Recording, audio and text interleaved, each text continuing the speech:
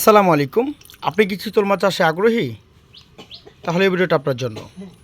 আমাদের কাছ থেকে চিতল, বোয়াল, আইড়, রিডা অর্থাৎ সকল ধরনের নদীর মাছের পোনা আপনারা নিতে পারবেন।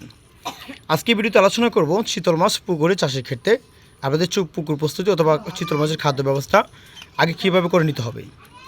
মূলত চিতল মাছের খাদ্য কাপ জাতীয় মাছের দানি অথবা রেণু পোনা। চিতল মাছের পোনা যদি আপনাদের কালচার করতে হয়, সর্বপ্রথম লক্ষ্য রাখতে হবে আপনাদের পুকুরের খাদ্য ব্যবস্থা। কারণ আপনারা জানেন চিতল মাছের পোনা যা কাপ জাতীয় মাছের দানি পোনা অথবা রেণু পোনা খেয়ে তারা জীবন নির্বাহ করে টিকে থাকতে পারে। চিতল মাছের পোনা পুকুরে চাষের ক্ষেত্রে আপনাদের লক্ষ্য রাখতে হবে খাদ্য ব্যবস্থা। দ্বিতীয় কথা হলো পুকুরের আয়তন যত বড় হবে মাছগুলো তত চাষ উপযোগী হবে। চিতল মাছ সর্বোচ্চ 1 থেকে 1.5 বছর লালন পালনে অথবা 5 থেকে 7 মাস লালন পালনে বিক্রি করে উপযোগী হয়। যদি তার থেকে বড় ছাড়েন তাহলে সর্বোচ্চ 5 থেকে 6 মাসে মাছের পোনাগুলো বিক্রি করতে পারবেন।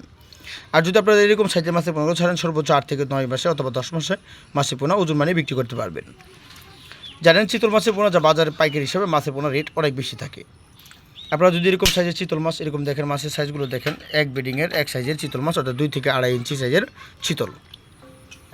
তো চিতল মাছের পোনা পুকুরে কালচার করতে হলে আপনাদের সরাসরি মাছের পোনাগুলো পুকুরে নার্সিং করতে পারেন বা সরাসরি পুকুরে কালচার করতে পারেন। এই দেখেন চিতল মাছের সাইজগুলো খুব এক সাইজের চিতল মাছের পোনা যা এক বেডিংয়ের।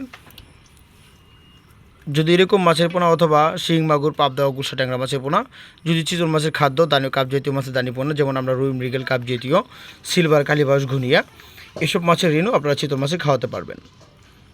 তো এইসব খাদ্য আমাদের কাছ থেকে নিতে পারেন। আমরা বাংলাদেশের যে কোনো স্থানে মাছের পোনাগুলো 12 থেকে 14 ঘন্টার ভিতরে হোম ডেলিভারির মাধ্যমে বিক্রি করে থাকি।